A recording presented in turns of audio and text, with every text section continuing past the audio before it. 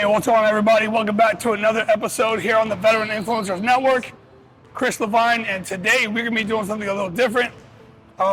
Yesterday we ended a series of going over how to get open as a big man and different things that you can do depending on how the defender plays you.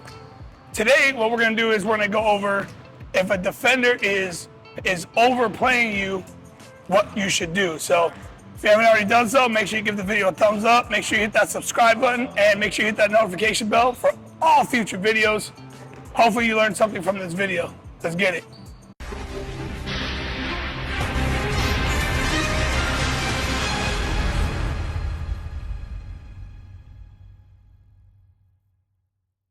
All right, like I said in the intro, today we're going to go over different ways of how to get open and become available as a big man whenever a defender is playing you a certain way. So today we're going to go over the defender playing in a little bit more overplaying aggressive man. So most big men, you get told to go down to the post, right? Go down to the block, which is located over here.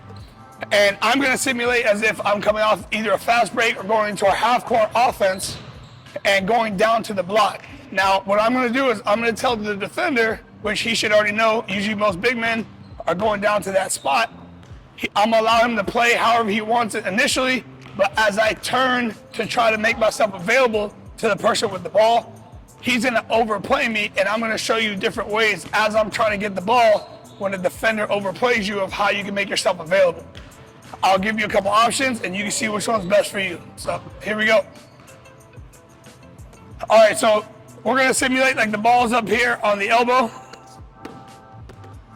like the three-point elbow, all right? And my defender is, right, defense is already going to be getting back prior to the guys that are running in the fast break. So we're going to simulate like he's already back. Now I'm trying to get into my position. So I'm going down to the block, right? He's now allowing me to get to my spot.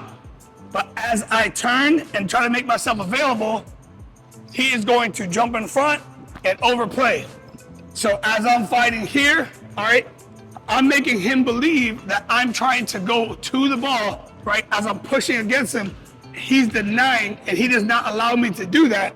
So instead of me trying to go here, all I'm gonna do is switch hands and go here. So now I have him on my hip, and all you gotta do is lob it over. Now, this is the first option. With this option, things that you can run into is if I'm over here and I have him on my hip here, I am taking myself out of isolation, meaning I am no longer splitting the court in half and having this side to where it's a one-on-one, because I'm involving the weak side help now. So as I open up here, I can potentially be victim to a steal from the weak side defender. Right, so that's one thing that could happen. However, I am now facing where the ball is going, so I can see everything that's going on over here. So I can make that determination if I'm going to be able to catch this pass or not. So that's option one. So once again, it's going to be me coming down to the post. Defender he's not letting me get there, and as I turn, he cuts me off, he overplays, and all I'm going to do is switch my hand under, leg out, and now I have a lob pass here. So that's going to be your first option. Your next option is going to be the same thing, but we're going to go the opposite way. And what benefits from that is now I can keep the isolation to this side of the court, to where the weak side can't really cheat too far over without the guy that he's guarding becoming a threat. So it's gonna look like this. So I'm gonna come down. I'm gonna try to get to the block. As I'm turning, this time he's gonna step over, deny, and go this side. All right, he's denying. I'm gonna switch hands. Leg comes to the outside here, and now I have a lob just like this, right? And this creates options of this, or him step, when he overplays, now I have this. So the pros and cons to that last technique is the pro being, I still have this side isolated. This side of the court, I'm still isolated, right? The defense isn't necessarily cheating all the way over here because they would have to leave their spot to come on the other side of the court, which makes them vulnerable to the guy that they're guarding.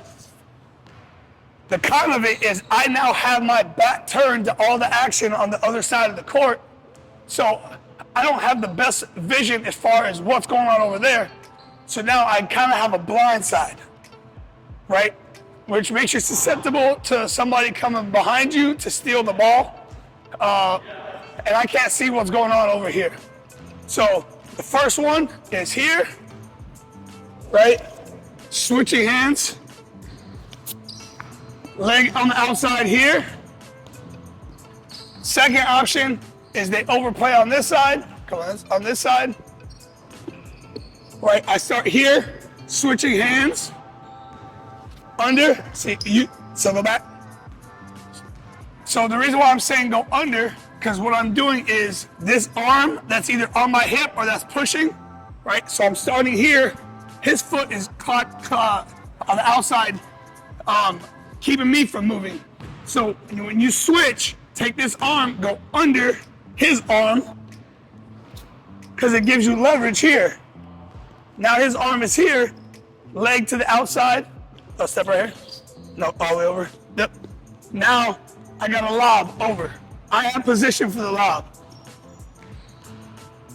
If you utilize those techniques and how I showed you, and you do it properly, I'm very comfortable that you're going to be able to be more effective as a big man and more effective in catching the ball in the position that you want, which is usually the block or the high post. These techniques, if done correctly, it allows the wing, especially your guards, to be able to enter the ball into the paint.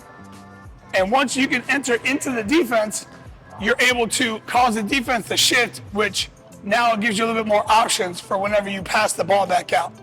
So if you never knew this or you learned something from this, make sure you give it a thumbs up and let me know in the comment section down below if you've done something similar to this before. Maybe you've done some drills that have helped you in these type of situations.